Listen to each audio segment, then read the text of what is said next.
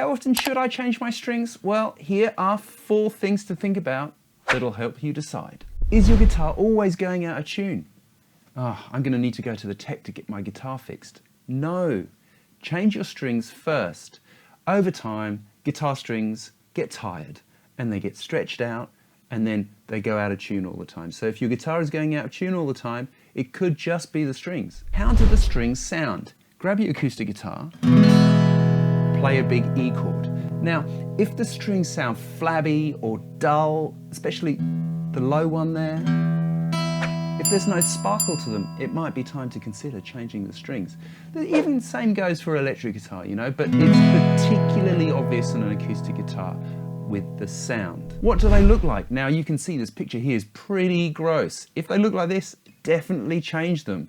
You can clean them, you know, you can clean them, you could take them off, you could boil them like in the 1960s, or you could use a bit of sort of fret oil kind of stuff to clean them up a little bit.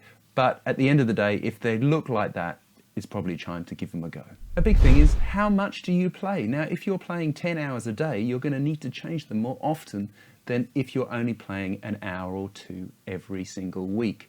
Now, the big improvement, I guess, in guitar strings over the last 10, 15 years is covered strings or coated strings.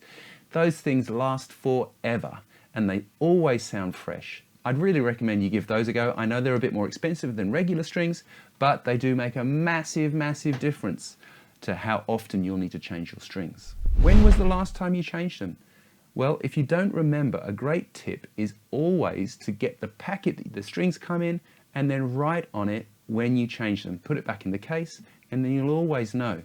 I keep a little note of the guitars I have and when I've changed them, just so that I know how long the strings have been on.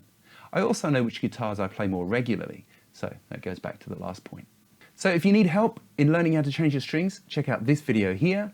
I will see you next time. Thanks very much for watching. Bye for now.